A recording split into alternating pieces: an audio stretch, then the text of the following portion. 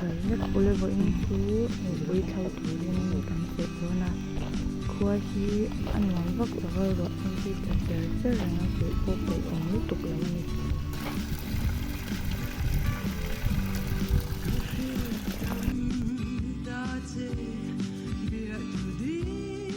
lâu cần khen cần lâu chu lâu hun to khóc mấy thấu hun to lúc tục lên nốt vụ quân lần cho thầy to lấy ném về cần vụ hi lang bụi bùn ya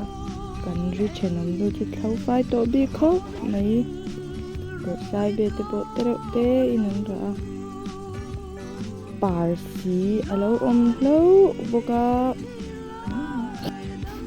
ý chụp hình là một cảnh thôn nhà những thầy giáo khóc mấy trong thấy gần hoa bạc của nhà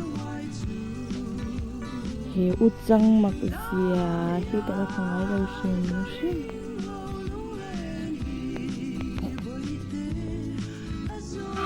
bà chú cần bột ta then abul na hen lâu ôm về nữa là bây giờ cần thà cả tôi đôn rút tục ringot cần mấy anh mình tới hi lâu thêm tổ khóc mấy chỉ chuan bảy chú có chuang sâu tỏ này đã khác lắm rồi ý cần khổ chụp mami chú nhá anh chọn cái pha cái vật lệ dưới ha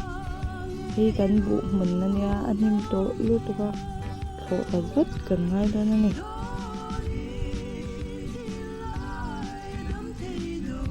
anh chậm thêm bây giờ cái khảo tủ ra nè cho nên bây chú cần đầu ấy ta đua nên mình không phải chú cần khảo tủ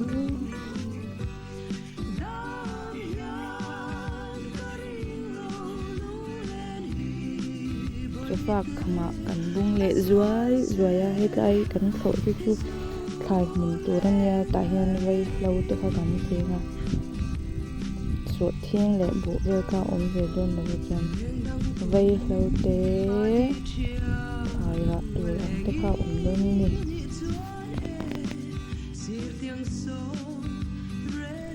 chui giam thì về là tấm tổ lưu tôi qua lâu nim tổ rồi lưu tôi qua mà sẽ nim tiếp ba ngày tất khi chú là ổn vấp là chui giam lệ mau hụt anh được mấy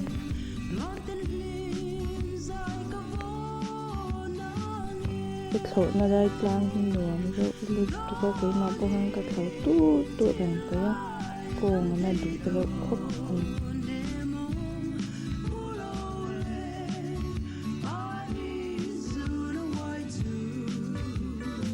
khẩu tu rằng cái này thầu si tầm một con cồn ngan nè thầu si nè mình nó có mấy mà sẽ khi đi lâu thu về chợ rất là khi khang mình lâu chen đâm tới ghế mấy nè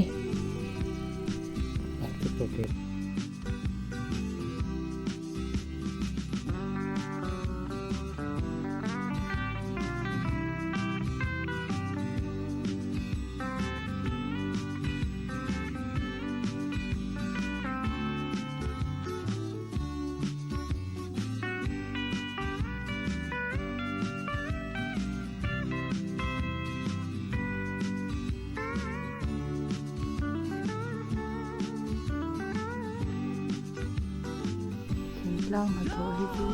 a hạt sa ka thot tu ni lo lawakala thai ra ni vei min ti ang vel te la tu no ta kal tang chon a hạt tha lo ma se han tho tak tak chon a hạt tha ve hle a ma se kan thai thai ang te